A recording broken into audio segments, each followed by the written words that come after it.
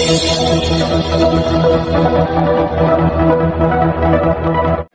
कार्यक्रमाचे अध्यक्ष आणि आपल्या सर्वांचे मार्गदर्शक आणि बहुजन हृदय सम्राट आदरणीय बाळासाहेब आंबेडकर, वंचित बहुजन आघाडीच्या प्रदेशाध्यक्ष आदरणीय रेखाताई ठाकूर, युवा आघाडीचे प्रदेशाध्यक्ष आदरणीय निलेश भाऊ आणि संपूर्ण माननीय विचार मंच इथे उपस्थित। आगामी लोकसभा निवडणुकीच्या अनुषंगाने वंचित बहुजन आघाडीने अमरावतीमध्ये जाहीर सभेतून एक प्रकारचे शक्ती प्रदर्शन करण्याचा प्रयत्न निर्माण केला आहे।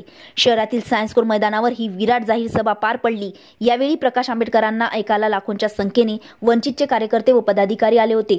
प्रकाश आंबेडकर म्हणाले, 2 वर्षापासून महाविकास आघाडीत लोकसभेच्या 48 जागा वाट संदर्भातील समझोता झालेला नाही, त्यामुळे खरंच त्यांना बीजेपीला हरवायचं आहे की नाही असा प्रश्न निर्माण होत आहे। ते म्हणतात, वंचितला आम्ही 2 जागा देतो, त्यामुळे त्या जागा कोणत्या या संदर्भात जेव्हा काँग्रेसवाल्यांना विचारणा केली तर म्हणतात अजून आमचं ठरलं नसल्याचे सांगतात। त्यामुळे जर बीजेपीला हरवायचं असेल तर युतीमध्ये तुम्हाला लढावं लागेल। वंचितला सोबत घेतलं तर ठीक, नाही तर आम्ही सर्व 48 जागाही लढवण्याची तयारी आहे। बीजेपीचा फक्त एकलमी कार्यक्रम सुरू असून त्यांना फक्त देशात एकच पक्ष ठेवायचा आहे। देशात राजकीय पक्ष टिकले पाहिजे। राजकीय पक्षच राहिले नाही तर देशातील लोकशाही संपुष्टात येईल। आम्ही कधीही सत्तेत नव्हतो, त्यामुळे चोरी करण्याचा प्रश्न नाही। जे सत्तेत होते त्यांनी चोरी केल्याचे मोदी सांगतात, त्यामुळे निवडणुका संपल्या सत्ता भोगणाऱ्या सर्वांनाच जेलमध्ये जावे लागेल।